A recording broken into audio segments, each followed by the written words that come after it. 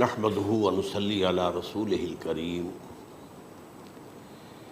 اما بعد فقد قال الله تبارك وتعالى كما ورد في سورة الجاثية اعوذ بالله من الشيطان الرجيم بسم الله الرحمن الرحيم وإنه لعلم للساعة فلا تمترن بها واتبعوني هذا صراط مستقيم صدق اللہ العظیم رب اشرح لی صدری ویسر لی امری واحلل عقدۃ من لسانی یفقہوا قولی اللہم ربنا الہمنا رشدنا واعذنا من شرور انفسنا اللہم ارنا الحق حقا وارزقنا اتباعہ وارنا الباطل باطلا وارزقنا اجتنابہ آمین یا رب العالمین۔ قادیانیت سے متعلق ایک بحث کا آغاز ہو گیا تھا، کیونکہ ہمارے علم میں یہ آیا تھا کہ قادیانیوں نے خاص طور پر ماڈل ٹاؤن کو اپنا ایک مرکز اور اپنا اڈہ بنانے کا فیصلہ کیا ہے، اور اس کا ہمیں تجربہ بھی حاصل ہو گیا۔ کچھ نوجوان اہل سنت کے نوجوان میرے پاس آئے تھے اور انہوں نے میری توجہ اس طرح منعطف کرائی کہ یہاں پر یہ اپنی جمعے کی نماز کے لیے اوپن گراؤنڈ استعمال کر رہے ہیں اور اس میں لگا لیتے ہیں پارٹیشن وغیرہ، اور بڑی یوں سمجھیے کہ بڑی مہم کے ساتھ دونوں طرف کی سڑکیں بند کر کے، اور جو بھی لوگ مسافر ہیں انہیں بھی دعوت دیتے کہ آئیں یہاں جمعہ پڑھیں، اور بعض لوگ مغالطے میں وہاں جمعہ پڑھ لیتے۔ تو اس کے حوالے سے انہوں نے کوشش کی کہ کچھ نہ کچھ اس سلسلے میں، کیونکہ انہوں نے مجھے لا کر قانون دکھایا۔ پاکستان میں جو قانون نافذ ہے وہ یہ ہے، چاہے یہ کہ وہ نافذ نہیں ہے بالفعل، لیکن ہے، قانون کی کتاب میں تو موجود ہے کہ قادیانی اپنے کوئی جو بھی ان کے نزدیک بھی ان کے مذہبی شاعر ہیں، ان کو مسلمانوں کی شکل میں برملا علی الاعلان ادا نہیں کر سکتے، کیونکہ وہ تو دھوکہ دہی بات ہو گئی کہ لوگ سمجھیں گے یہ مسلمان ہی ہیں۔ اب جب انہیں، آپ کو معلوم ہے کہ ہماری پوری جو مرکزی اسمبلی تھی، نیشنل اسمبلی، اس کے فیصلے کے تحت قرار دیا گیا بالاتفاق کہ قادیانی غیر مسلم ہے، دائرہ اسلام سے خارج ہے۔ یہ تو فیصلہ ہوا پارلیمنٹ کا ایک بڑے پیمانے، بعد میں پھر ضیاء الحق صاحب کے زمانے میں یہ تو ہوا تھا، آپ کو معلوم ہے، بھٹو کے زمانے میں۔ تو ضیاء الحق صاحب کے زمانے میں اسی کی گویا کہ فردر سٹیپ کے طور پر یہ بات طے کی گئی اور قانون بنا دیا گیا کہ وہ اپنی مسجد کو مسجد نہیں کہہ سکتے اور مسجد کی صورت پر نہیں بنا سکتے کہ گزرنے والے کو یہ خیال ہو کہ یہ مسجد ہے۔ اسی طرح وہ اگر کوئی اسلامی شاعر کا ارتکاب کریں گے علی الاعلان تو بھی یہ قابل تعزیر ہے، جرم ہے۔ وہ اپنے کئی احاطوں کے اندر، اپنے گھروں کے اندر جو چاہیں کریں، لیکن کھلے میدان میں آ کر جو شاعر اسلامی باہر، ان لوگوں نے سب کچھ اڈاپٹ تو کر رکھا ہے۔ سب سے بڑی بات تو وہ ہے کہ انہوں نے ایک جھوٹے نبی کا اقرار کیا ہے کہ وہ نبی ہے، اس نے ہمارے درمیان فصیل حائی کر دی ہے۔ اب جو اس کو مانتے ہیں ان کے نزدیک ہم کافر ہیں۔ آپ کو معلوم ہے کہ یہ میں بیان کر چکا ہوں کہ حالانکہ قائد اعظم کا کتنا بڑا احسان تھا کہ چودھری ظفر اللہ خان کو انہوں نے فارن منسٹر بنایا پاکستان کا، لیکن جب ان کا انتقال ہوا ہے قائد اعظم کا تو اس کی جنازے کی نماز میں شریک نہیں ہوا، وہ شخص موجود رہا۔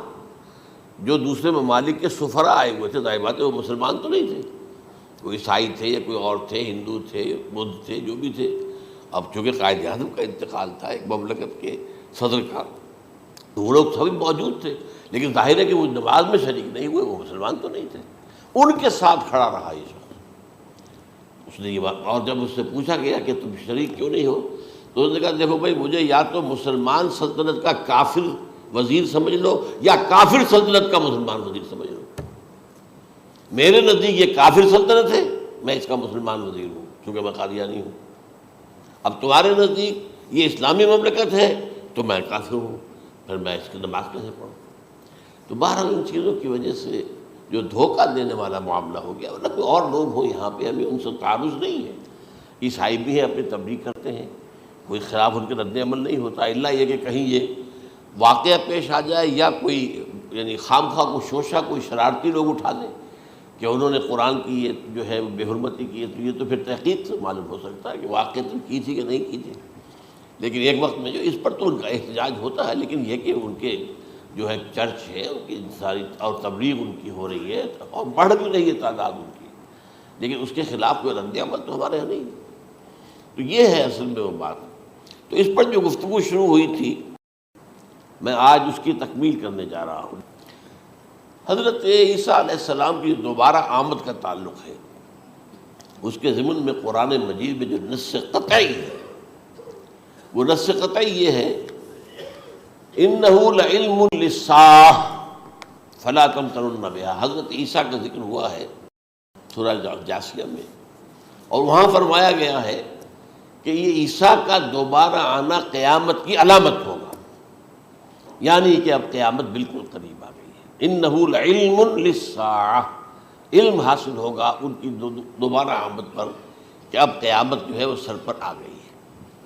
اچھا، اس کے ایک اور جو ہے ذرا بالواسطہ دلائل جو قرآن مجید میں آئے ہیں، ایک ان میں سے یہ ہے کہ سورہ آل عمران میں جہاں حضرت مریم کو بشارت دے رہا تھا فرشتہ کہ آپ کے ہاں ایک بیٹا ہوگا، وہ بڑی حیران تھی کہ میرے ہاں کیسے بیٹا ہو جائے گا، ماں کو تو بغیہ، میں تو کوئی بدکار عورت تو نہیں ہوں، نہ میری کوئی شادی ہوئی ہے ابھی۔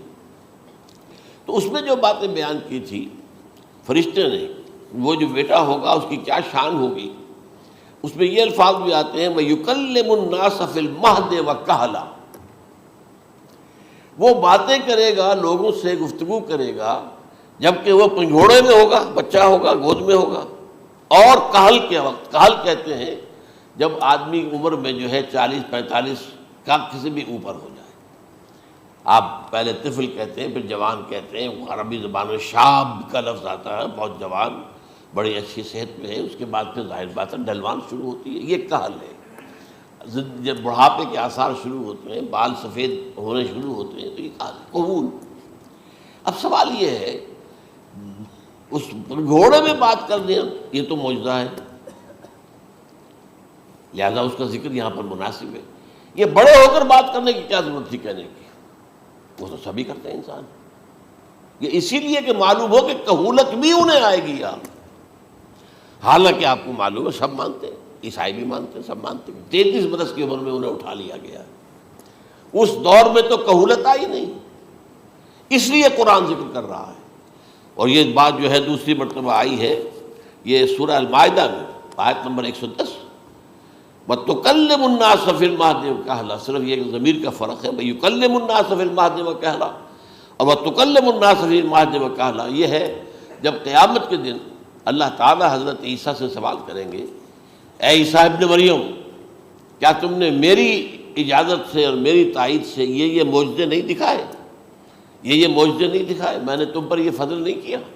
اور یہ گویا کہ بالواسطہ عیسیٰ کے ماننے والوں سے خطاب ہے کہ اللہ تعالیٰ کے کتنے بڑے بڑے احسان ہوئے، اور اسی میں تم بات کرتے تھے لوگوں سے پنگھوڑے کے اندر بھی اور کہولت کی عمر میں بھی، تو یہ کہولت کی عمر کب آئی؟ حضرت عیسیٰ علیہ السلام، تو اس کے بغیر تو ممکن ہی نہیں ہے کہ وہ دوبارہ دنیا میں آئیں، پھر ان کے اوپر وہ عمر آئے اور اس عمر کے اندر بھی وہ بات کریں گے۔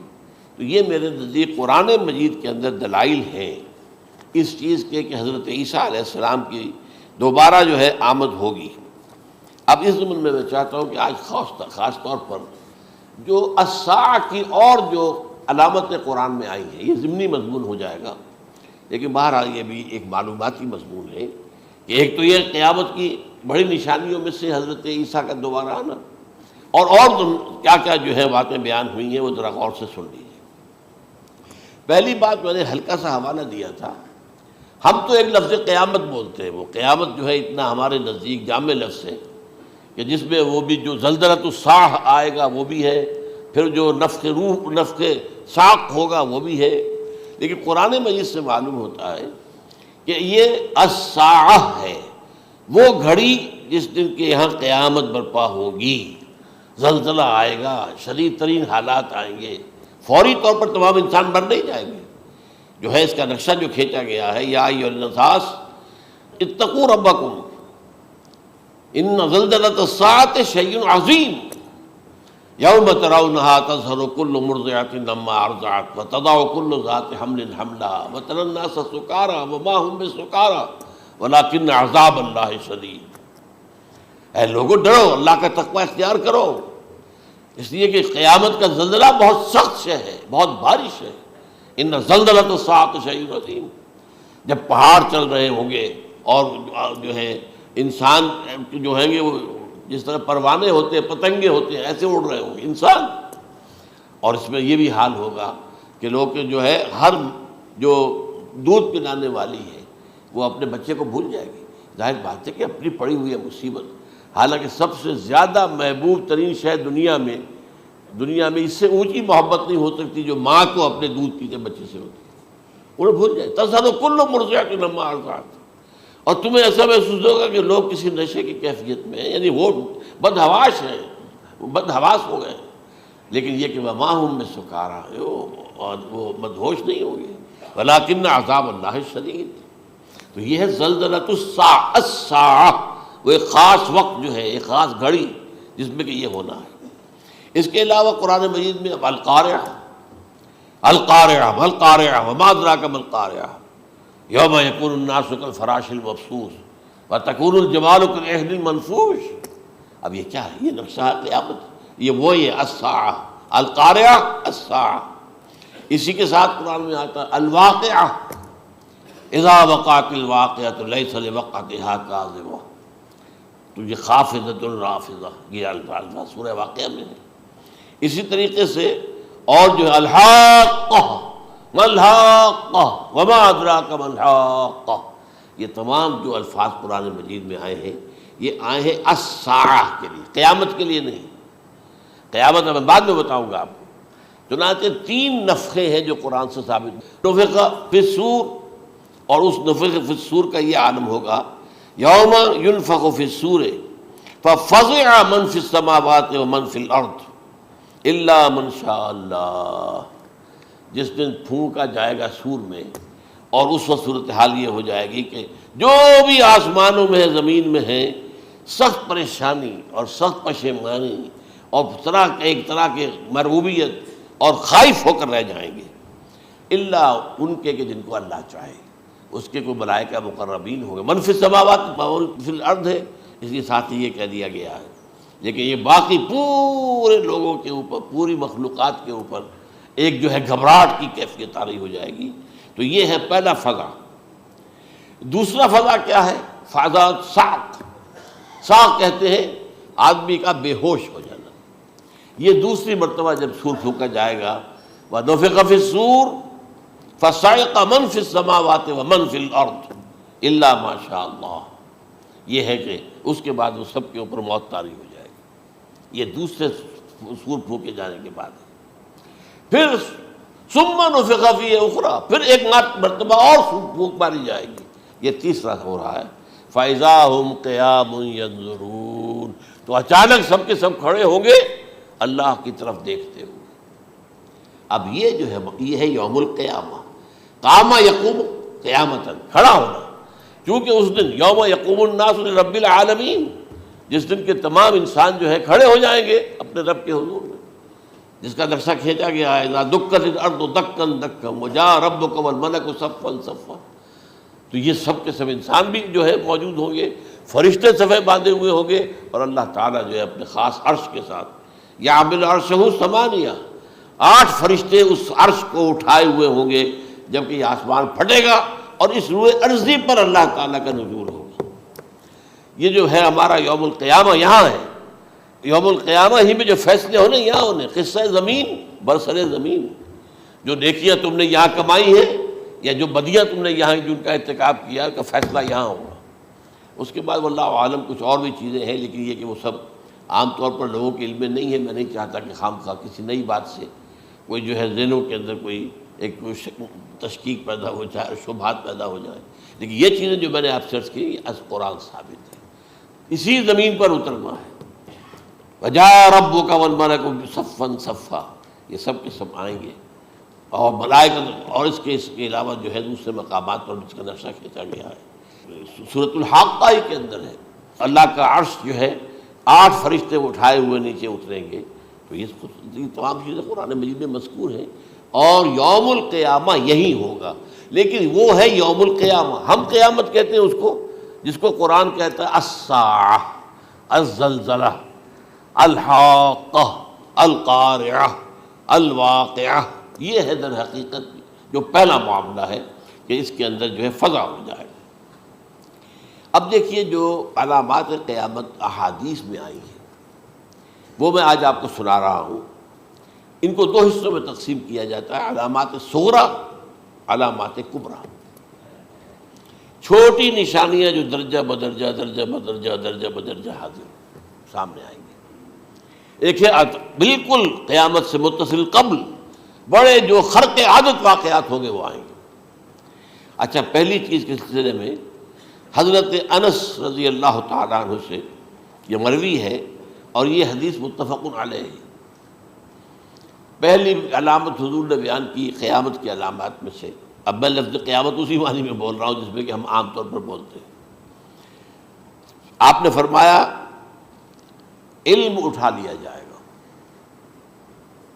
جہالت کا دورہ ہوگا۔ اب یہ کون سا علم اٹھایا جائے گا؟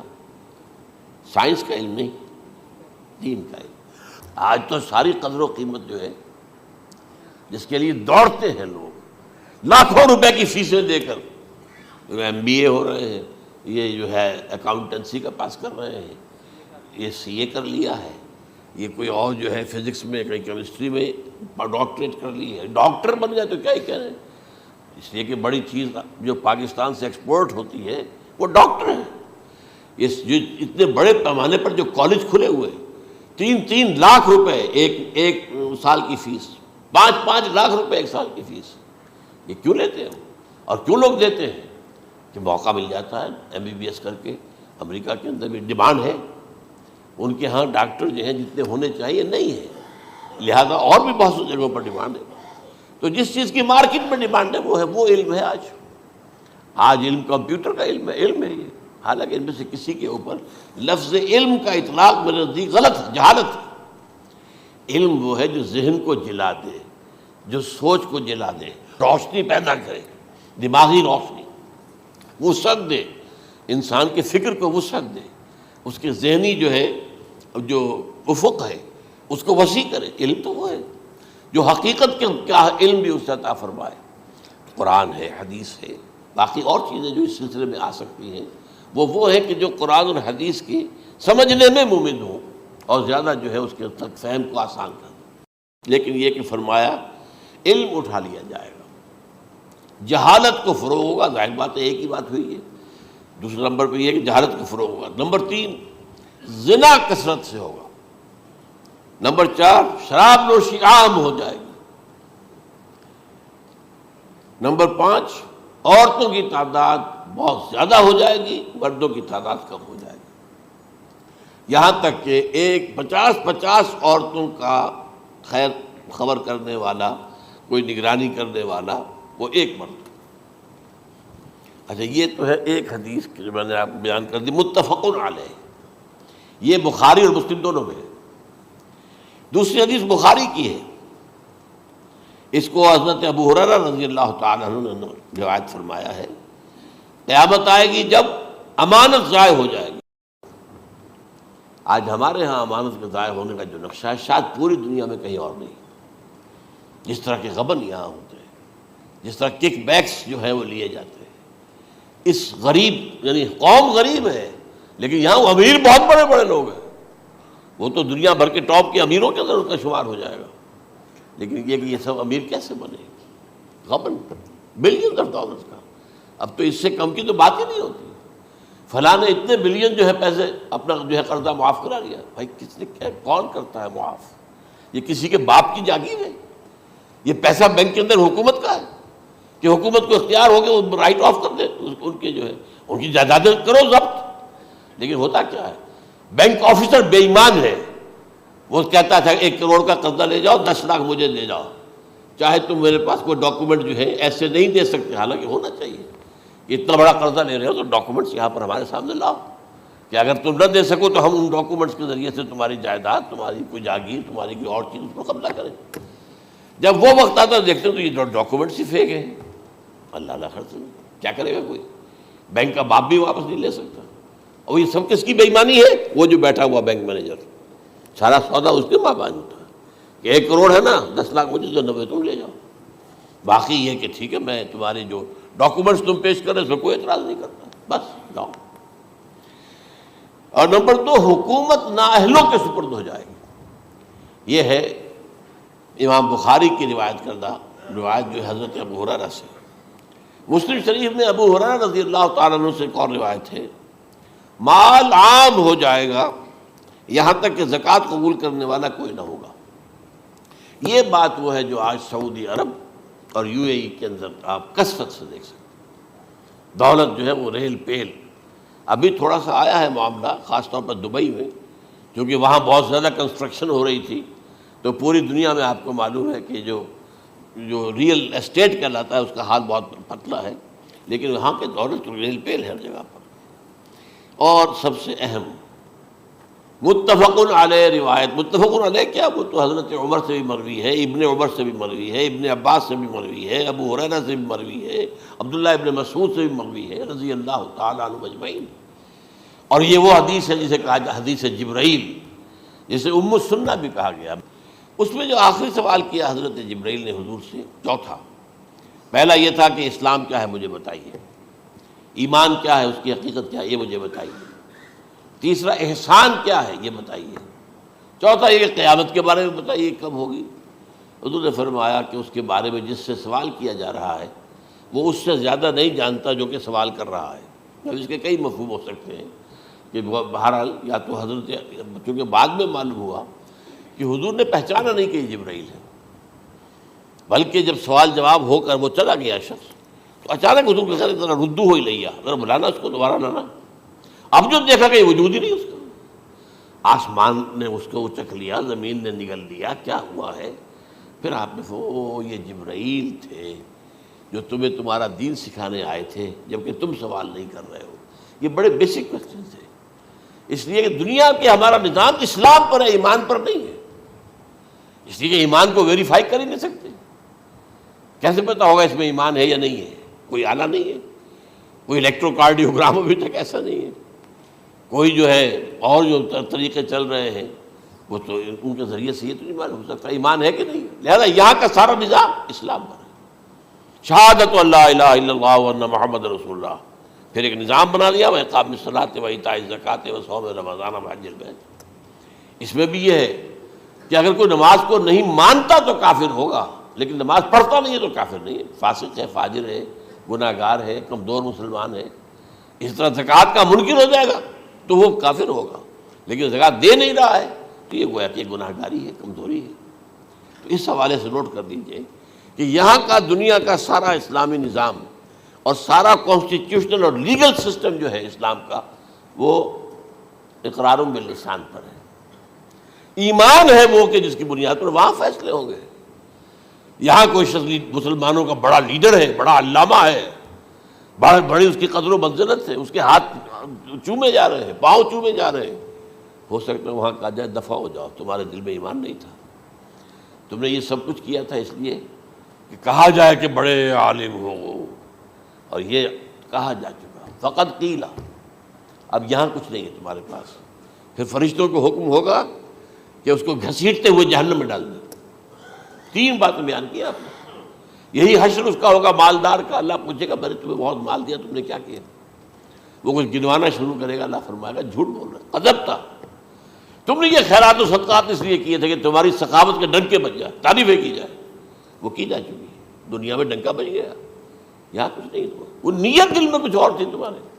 میں لیس البر ان تولوا وجوہکم والا قرآن مجید کا سبق ہمارا منتخب نصاب کا نمبر 2 بڑی تفصیل سے بیان کیا۔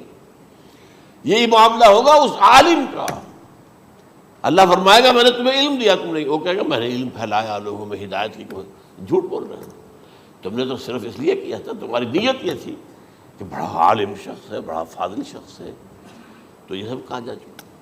تو وہاں کا معاملہ جو ہے وہ اسلام پر نہیں ہے۔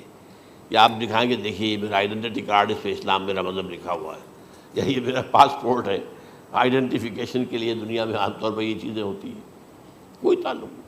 آخرت کا معاملہ کسی اور شے پر ہے، وہ تو ایمان دل میں ہے، اور تمہارے تمام جو حرکات ہیں، اعمال ہیں، ان سب کے اندر جب تک کہ اصل جو قوت متحرکہ ہے وہ اللہ کی محبت نہ بن جائے. اخلاص للہ وحب اللہ للہ، اور یہ کہ یہ تمام چیزیں جیسا کہ فرمایا، ایک حدیث بڑی پیاری ہے، ایمان کی تکمیل کی علامت کیا ہے؟ فرمایا من احب للہ وابغض للہ ومنع للہ واعطى للہ فقد استکمل الایمان. جس شخص کے نے محبت جس سے بھی کی اللہ کے لیے کی، اپنے مفادات کے لیے نہیں، رشتہ داری کی بنیاد پر نہیں. محبت اوپر ہو جائے، رشتہ دار کا حق ہے دو، بیوی کے حقوق ہیں دو، لیکن محبت یہ اللہ کے لیے ہو کہ فلاں شخص سے مجھے محبت اللہ کے لیے. اور اگر نفرت رکھی تو اللہ کی وجہ سے رکھی، اس لیے رکھی کہ وہ اللہ کے دین سے دور ہے، وہ اللہ کے راستے پر نہیں آ رہا ہے، وہ فسق و فجور کی جو ہے زندگی کو آ رہا. اس میں بھی یہ ہے کہ یہ نہیں ہے تعلق قطع کر لو، تعلق قطع کرو گے تو تبلیغ اور اصلاح کا موقع کہاں رہے گا، لیکن دلی محبت نہیں ہوگی اس سے. تو اگر محبت ہے تو اللہ کے لیے، اور نفرت ہے تو اللہ کے لیے. اور کسی کو کچھ دیا ہے تو اس لیے کہ اللہ کا حکم ہے کہ دوں، اور کسی سے کچھ روکا ہے تو اس لیے کہ اللہ کا حکم ہے کہ روکوں، اس کو نہیں دینا ہے. فقد استکمل الایمان، تو اس شخص نے ایمان کی تکمیل کر لی. یہ ہے اصل جو ڈیسائیڈنگ فیکٹر ہے، وہ یہ ہے. اور اس ایمان کی پہلی علامت کیا ہے؟ کیسے معلوم ہو میرے اندر ایمان ہے؟ پہلی علامت سب سے کم تر درجے کا ایمان، اس میں فرمایا گیا اذا اساءت کا سیئۃ وحسنت کا حسنۃ فانت مومن. اگر کوئی اچھا کام کر کے خوشی ہو اور کوئی برا کام ہو جائے تو ملامت ہو، یہ کیا کر بیٹھا، یہ میں نے کیا کیا ہے، یہ مجھے نہیں کرنا چاہیے تھا.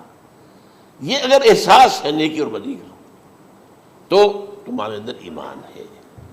یہ ایمان ہے ادنا درجے کا، اور وہ ایمان من احب للہ ہے وابغض للہ ہے واعطى للہ ہے ومنع للہ فقد استکمل الایمان.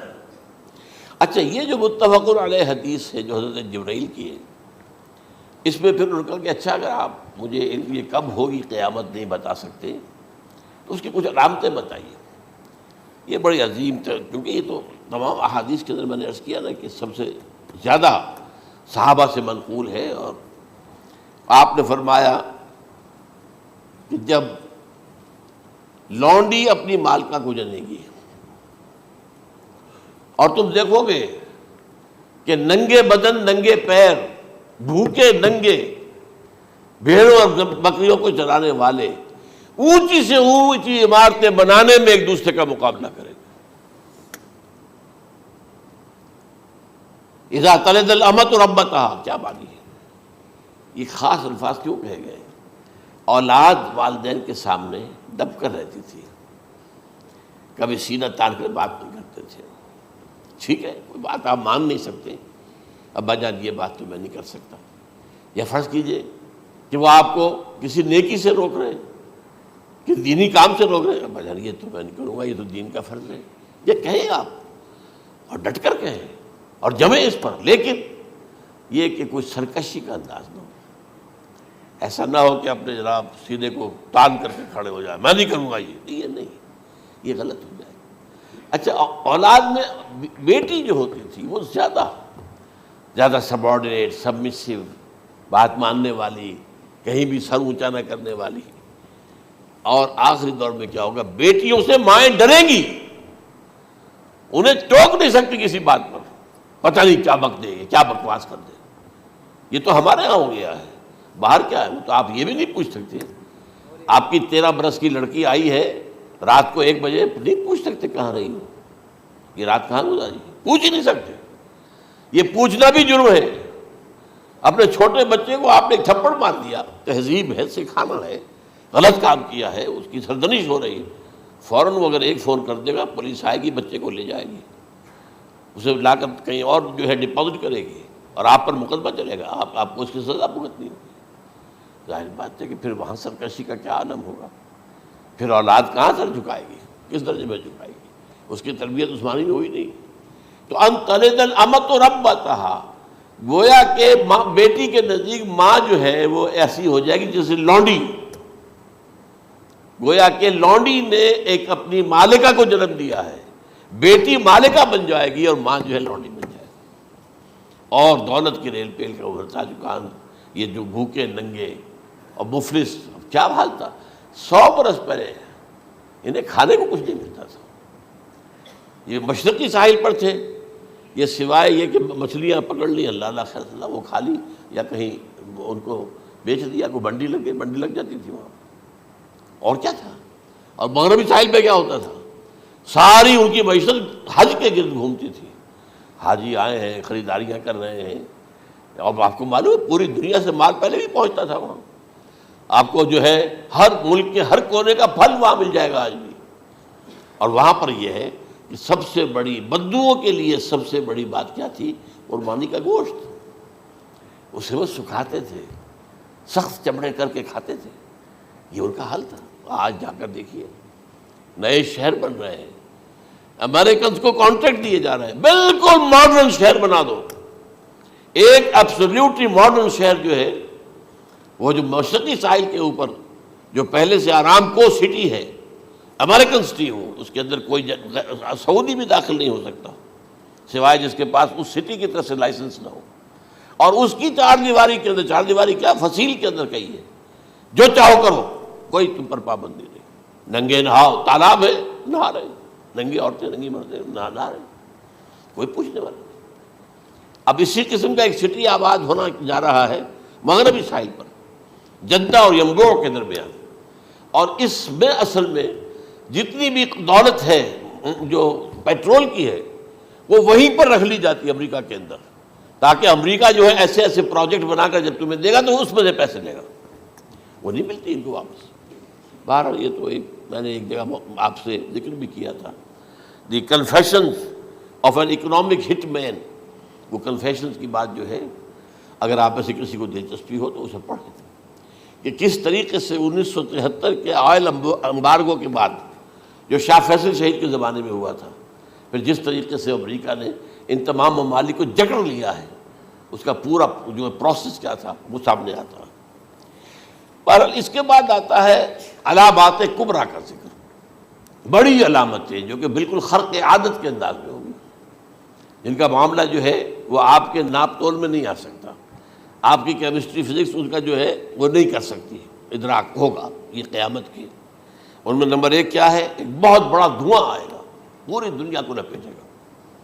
نمبر 2 دجال کا ظہور ہوگا، جو اپنی خدائی کا دعویٰ لے کر آئے گا اور بنوائے گا، اس کے ہاتھ میں ہو جائیں گے، قبضے میں ہو جائیں گے سارے ذرائع پیداوار کے، اس کی طرف بھی پہلا قدم اٹھ چکا ہو، ٹرپس کے نام سے معاہدہ ہو چکا ہے، کوئی ملک اپنا بیج پیدا نہیں کر سکتا، یہ بیج ہم نے ڈیولپ کیے ہیں، ان کے ڈیولپمنٹ سے پہلے تم ایک ایکڑ سے کتنی گندم لیتے تھے، آج کتنی لے رہے ہو، کس بنا پر؟ جینیٹکس کا جو کام ہم نے کیا ہے اس کی بنا پر ہو رہا، ہاں تو ہمارا حق ہے، اس کی رائلٹی ہمارے پاس آنی چاہیے، لہذا صرف ان اداروں سے ملٹی نیشنل سے خریدا جائے گا بیج، اور بیج بھی وہ دیں گے وہ کہ جس سے جو فصل اگے گی وہ بیج نہیں لا سکتی، وہ بیج کا کام نہیں کر سکتی۔ جیسے آپ کو معلوم ہے کہ آپ کے ہاں جو گوشت کھایا جاتا ہے مرغے کا، تو مرغا وہ جو ہے اس میں مرغا ہو یا مرغی ہو، اس کے اندر کوئی وہ کیفیت ہی نہیں ہے، ان کے انڈے جو ہے ان سے آپ بچے حاصل نہیں کر سکتے، ہے تو انڈا، دیکھنے کو تو انڈا ہے، لیکن وہ بنڈا جو ہے اس سے بچہ تو نہیں حاصل کر سکتے۔ ایسے ہی وہ گندم کا بیج دیں گے، نظر آئے گی گندم، لیکن اس کے اندر وہ صلاحیت نہیں ہے کہ اس سے جو فصل اگے گی اس کا نتیجہ جو ہے وہ بھی آپ لے سکیں۔ یہ ہونا ہے، اللہ جانے، قدم اٹھ رہے ہیں ادھر۔ پھر یہ ہے کہ دابۃ الارض، زمین سے ایک حیوان نمودار ہوگا، زمین شق ہوگی۔ ابھی میں کہہ رہا ہوں خرق عادت ہے، یہ چیزیں وہ نہیں ہیں جو ہماری کسی حساب کتاب میں جو باتیں پہلے آئی ہیں وہ تو حساب کتاب میں آ رہی ہیں، ساری سمجھ میں آ رہی ہیں، ساری چیزیں مشاہدہ ان کا ہو رہا ہے، لیکن یہ ہے کہ دابۃ الارض، یہ کہتے ہیں کہ کوہ صفا، اس میں تو نہیں ہے حدیث میں، کوہ صفا پھٹے گا اور اس میں سے ایک حیوان دابہ وہ ظاہر ہوگا، تو اسی لیے فرمایا ہے وَإِذَا وَقَعَ الْقَوْلُ عَلَيْهِمْ أَخْرَجْنَا لَهُمْ دَابَّةً مِّنَ الْأَرْضِ تُكَلِّمُهُمْ، تو ہم اندر سے پیٹ کے چیر کر زمین کے پیٹ کو ایک حیوان کو برآمد کریں گے جو انسانوں سے بات کرے گا، گفتگو کرے گا۔ نمبر 4 طلوع الشمس من المغرب، یہ بھی خرق عادت، سورج تو طلوع ہوتا ہے مشرق سے، غروب ہوتا ہے مغرب میں، لیکن اس وقت معاملہ الٹا ہو جائے، یعنی جو کائنات کے اندر جو گڑبڑ ہوگی کچھ سمجھ میں بات آتی ہے کہ یہ معاملہ جو ہے یہ تو اس پورے سولر سسٹم کو اگر بدل دیتے ہیں تو مشرق مغرب ہو جانا، مغرب مشرق ہو جانا، یہ بالکل سمجھ میں آنے والی بات ہے۔ اس کے بعد ہے عیسیٰ ابن مریم کا نزول، جس کے بارے میں آج میں نے گفتگو کی ہے تفصیل سے۔ یہ نزول ہونا ہے، یہ علامات قیامت میں سے حضور نے بیان فرمایا ہے، اور قرآن مجید کی جو اصطلاحات ہیں اس کے حوالے سے میں نص قطعی جو ہے وہ میں آپ کے سامنے رکھ چکا ہوں۔ پھر یاجوج ماجوج کا ایک معاملہ ہے، یہ میں ابھی اس وقت زیادہ اس پر بات نہیں کر سکتا۔ حضرت عیسیٰ علیہ السلام کے نزول کے بعد 2 کام ہوں گے، یہودیوں کا قلع قمع ختم، تمام یہود، ایک کام تو یہ ہونا ہے، اور نمبر 2 عیسائیت کا ختم ہو جانا۔ عیسائیت کی نفی کر دیں گے، بھائی تم مجھے خدا کا بیٹا بنائے بیٹھے ہو، میں تم خدا کا بیٹا نہیں ہوں، میں تو اس کا بندہ ہوں، رسول ہوں، میں نے تم سے کب کہا تھا کہ مجھے خدا کا بیٹا بناؤ۔ نمبر 2 یہ کہ وہ خنزیر کو قتل کر دیں گے، یعنی یہ تم نے خنزیر کب سے کھانا شروع کر دیا، میں تو تم کو نکاح اجازت دے کر گیا تھا، یہ تو شریعت موسوی میں حرام تھا، اور میں کہہ کر گیا تھا کہ یہی شریعت تم پر لاگو رہے گی، ہاؤ کم تم نے کیسے یہ؟ آج بھی بہت سے رومن کیتھولکس جو ہے وہ سور نہیں کھاتے، وہ اس میں ہے ان کے اندر کچھ نہ کچھ بات جو ہے جو حضرت عیسیٰ کی تعلیمات کا کچھ اثر ان کے ہاں ہے۔ میں تو ایک مرتبہ، یہ 1971 کی بات ہے، 4-5 دن کے لیے برسلز میں رکا تھا، اس لیے کہ وہاں مجھے ایک صاحب نے خط لکھا تھا کہ وہاں ایک نوجوان ہے، ابھی اس میں ایمان لایا ہے، اور اس کے کچھ مسائل ہیں، ہم کوشش کر رہے ہیں ان کے مسائل حل کریں، آپ بھی جا رہے ہیں۔ میں انگلینڈ جا رہا تھا تو واپسی پر آپ ان کے یہاں چند دن ٹھہرے، میں حیران ہوا، ویسے اس نے مجھے اپنے گھر ٹھہرایا نہیں، اس لیے کہ ماں باپ تو اس کے کرسچن تھے، اور پولیس کا چیف آفیسر اس کا باپ تھا، چیف آف پولیس فورس۔ اس نے مجھ سے 1 دن کھانے پہ بلایا، میں ہوٹل میں ٹھہرایا مجھے، اس نے کہا آپ اطمینان سے یہاں کھانا کھائیں، اس گھر میں نہ آج تک کوئی شراب کی بوند آئی ہے اور نہ ہی کوئی بوٹی آئی ہے سور کی۔ رومن کیتھولکس، اب اکلوتا بیٹا تھا یہ، عبدالعزیز اس نے بعد میں نام رکھا، وان کینٹر اس کا نام تھا جو کہ اوریجنل تھا، پھر اس نے نام رکھا عبدالعزیز وان کینٹر، پرانا نام بھی بحال رکھا۔ نہایت نیک، نہایت خوبصورت، 28 سال کی عمر تھی، اور اس وقت میں نے دیکھا تھا کہ اس کی فقہی معلومات جو ہے میری معلومات سے 10 گنا زیادہ۔ اس کی وجہ کیا ہے؟ وہ گیا تھا موراکو میں ایز اے ٹیچر، ملازمت کرنے، پیسہ کمانے، وہاں وہ مسلمانوں سے اس کا ہوا ربط ضبط ہوا، اسلام کی تعلیمات سامنے آئی، اسلام لے آیا، اب اکلوتا بیٹا ہے، اور ماں باپ جو ہے کرسچن کیتھولکس۔ جب وہاں سے واپس آیا تو پھر کہتے ہیں کہ ہمارے درمیان ایک معاہدہ ہے، وی آر لیونگ ٹوگیدر، لیکن یہ معاہدہ ہے ہم مذہب پہ بات نہیں کریں گے، بس باقی جو بھی ہے وہ ساتھ رہ رہے ہیں۔ لیکن میں حیران ہوا، مجھے معلوم نہیں تھا۔ اچھا، اس کے بعد اس نے جب اسلام کا فیصلہ کیا تو اس کے سامنے سوال آیا کون سی فقہ اختیار کروں، تو اس نے بڑی جو ہے تھورو اسٹڈی کی ہے تمام فقہوں کی، کمپیریٹو اسٹڈی، ان کو کرنے کے بعد پھر فائنل فیصلہ اس کا یہ تھا کہ حنبلی فقہ میں اختیار کروں۔ 4 فقہوں میں سب سے لیٹسٹ حنبلی ہے، یعنی حنفی نمبر 1، پھر مالکی نمبر 2، پھر اس کے بعد شافعی نمبر 3، پھر یہ امام احمد ابن حنبل ہے۔ اور امام احمد ابن حنبل کے زمانے تک احادیث بہت بڑے پیمانے پر جمع ہو چکی تھی، جبکہ ابھی حضرت امام ابو حنیفہ کے زمانے میں کوئی اتنا زیادہ جو ہے حدیث کا ابھی ذخیرہ نہیں بنا تھا۔ اسی پر تو لوگ حیران ہوتے ہیں کہ زیادہ حدیث امام ابو حنیفہ کے علم میں نہیں تھی، لیکن مجال ہے کہ ان کا کوئی فتویٰ جو ہے کتاب و حدیث کے، کتاب اور سنت کے خلاف ہو۔ اگرچہ انہوں نے صاف کہا کہ اگر تم پاؤ کوئی ایسی سچی حدیث، پختہ حدیث جو میری کسی رائے کے خلاف ہو تو میری رائے کو دیوار پر دے مارنا اور اس صحیح حدیث کی پیروی کرنا۔ لیکن ویسے اس کے بعد یہ کمال یہ ہے کہ بہت ہی کوئی شاذ معاملہ ہے کہ جس میں ان کا کوئی فتویٰ وہ کتاب و سنت کے منافی ہو یا سنت کے منافی ہو۔ کتاب پہ تو سوال پیدا نہیں ہوتا، کتاب تو ساری ان کے سامنے موجود تھی۔